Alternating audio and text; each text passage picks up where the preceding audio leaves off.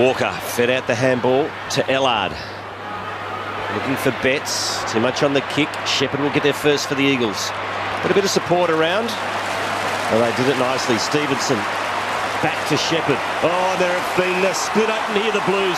Strike's got it and can run the paddock. He's had 2 bounces, goes to 50 and unselfishly looked for a teammate. He could have had another couple of bounces and consequently the Blues get out of danger, and a lucky break for Carlton there.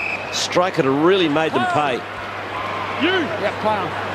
At half back is Gibbs. Kicks in the middle and the mark's taken by Armfield. Let's see how the next kick goes for Carlton. If it comes, it doesn't, because the handball was chopped off instead. Tough one for Stevenson. Got high contact from Jamison.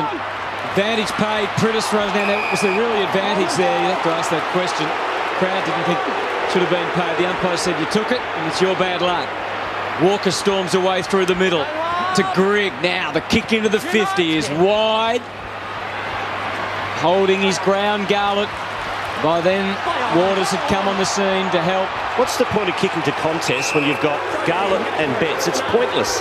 They're completely outsized. They should be at the foot of the big men. And here's that last advantage call. So deemed that was advantage, and then Prittis got caught. Cox finds a way out. Takes it to the wing.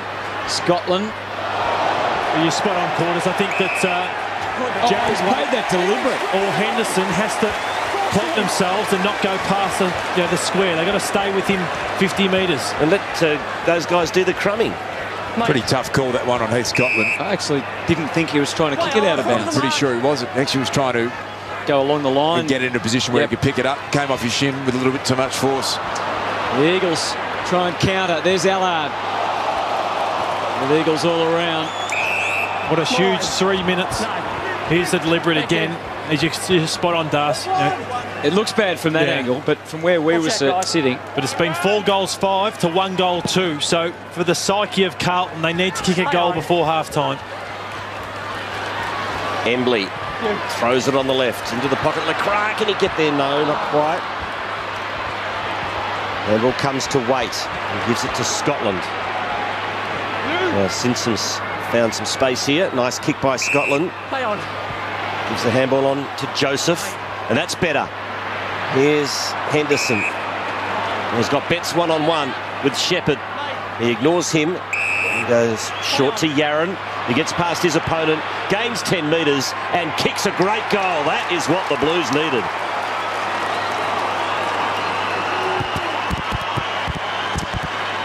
Yeah, talk a brilliant individual effort to score a goal against the run of play. Chris Sharon, some superb skill here. Just sold it very nicely. Again, I thought the percentage option was Betts long for me. He had space, he had one-on-one. Henderson went short. Yaron outside 50. They're class players. Really need to get involved in the game more consistently. Not just in flashes now. He needs to be able to stand up, deliver right across this game.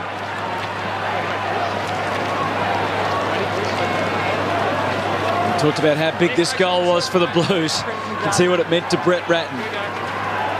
Craig Bradley, the former Blue champion, one of his offsiders, sitting in the box. The margin back to 19. Saturday night footy from Subi. Judd, once the king of this venue, now very much the enemy. We spoke of the importance of Hampson and Warnock. Well, 2 least disposals for Carlton. Warnock with 3, Hampson with 3. It's a big night for them. They've got to stand stronger in this second half if they're to stay in this game, Carlton.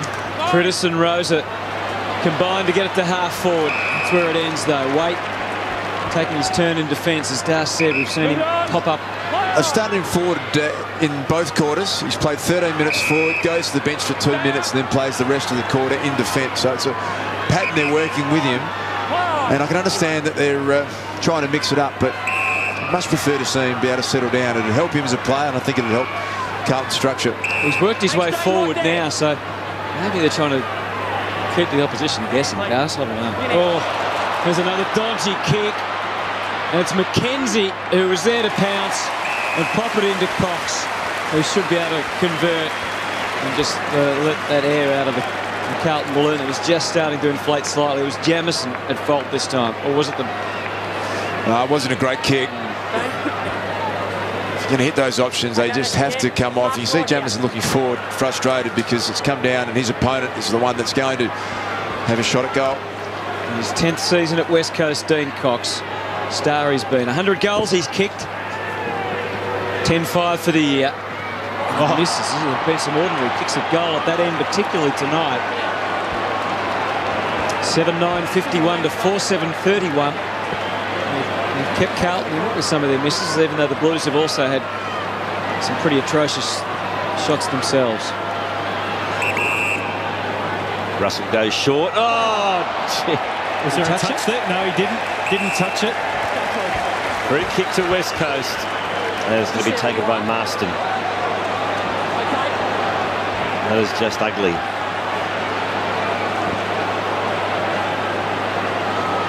Right. He's have a shot. To Chris Marston. 2 goals this season in his 9 matches. Across the face it goes. Ball still alive. Kennedy in the pocket. Clumsy there from Henderson. Yeah, could have got a free kick. And the benefit of the doubt and will bounce. They're still right in this game, Carlton, but he's one of their better kicks, Russell. But in terms of, I saw some games earlier this season and their kicking was sensational and they won some big games. Not sure what's gone wrong with them in this last month. Warnock the tap. It was sharked by Prittis. Warnock has another go at it. A lot of numbers around the ball here. What do you put it down to, Dash? You put it down to... Well, Cox is going on with Joseph here. It was a real reaction there from Cox. I think Joseph got under his guard and was going to give it to him. I think if I was a Carlton supporter watching this game tonight, Lordy, I'd be really, really disappointed in their first half. They've come to a game where their whole season's on the line for me. They're hanging on to a spot in the top 8. I haven't seen anyone really show enormous intensity or fight or spirit. The midfield have been involved in a shootout rather than a one-on-one. If you see Armfield go down, caught the bad knock on the shoulder. So I reckon Brett Rutten at half-time would be saying, hey, our season's on the line. Who has really come into this game with the heat and the energy that's required in a big game for a club that is, as we said, hanging on to a spot inside the top 8. Free kick going West Coast way. That'll give us time to go to Tim Gossage. Yeah, Dennis Armfield gone down the race. We just saw them with that right shoulder. He's had plenty of treatment on it. And also a bit of confusion down back. They wanted Jordan Russell on Lecraft. Scotland was on him. There was a lot of arm waving going on. A little bit of confusion in the Blues camp in the last couple of minutes as to who's on Lecraft.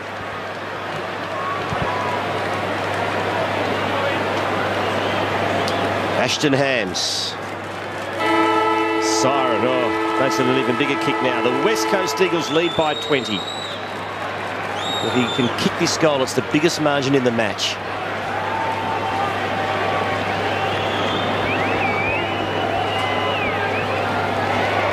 Looks good. All the momentum with West Coast at half-time. They lead by 26. And Carlton's season right now here at Subiaco is on the line, and Brett Rutten knows it.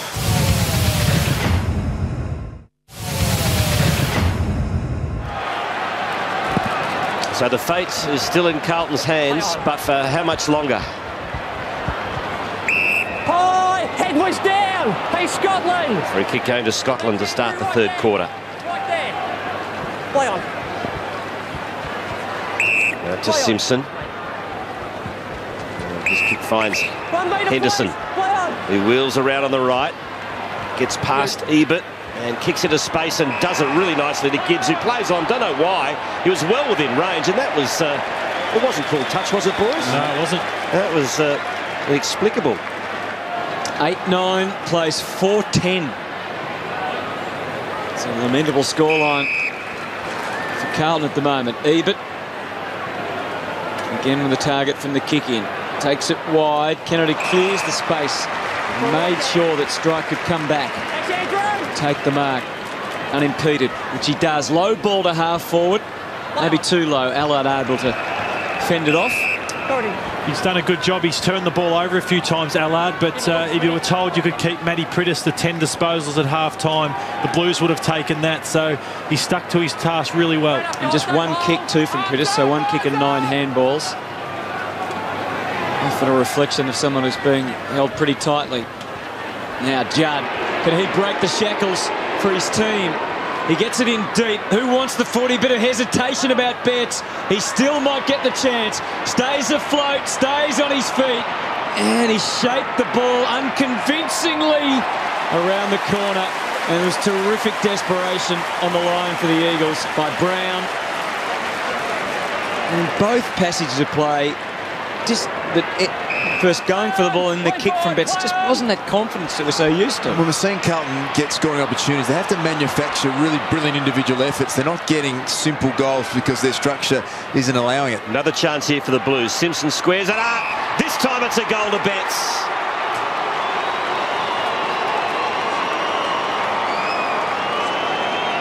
Well, they gave him enough chances, the Eagles, and eventually Carlton took one. Yeah, absolutely. And I think something that is a positive there is the pressure. Yes. So try to take him on, at least force the turnover. Weight was in there as well. So if they can press more out of their own defensive 50, it's another area that sides feel as though they can run out of defensive part of the Carlton ground just a little too easily. They need to get that going a little stronger.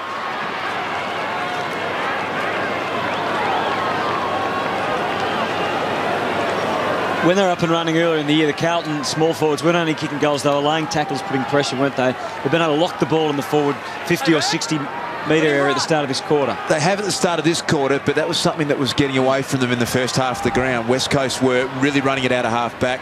I'm sure the message has gone to Garlett and to Betts and to Yaron in particular to really lift their rating. Yeah, but just got clear, but his kick didn't.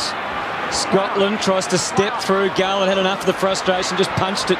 They're keeping it moving at all costs. It's a different Carlton. Simpson surging the kick inside the 50.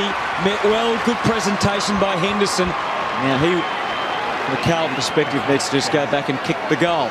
You're spot on though, Hutto. They do look a different side, and just we saw the disposal count. West Coast haven't been given an opportunity due to Carlton's pressure, their attack, their run, and better efficiency moving inside 50. And it's another huge kick because 5'11", it's putting the pressure on. They need to put some scoreboard pressure on West Coast. 14 goals, 5. His season has been good in terms of accuracy. Missed one earlier tonight. That'll do. It's a goal, a couple in a row to the Blues. They're starting to roll.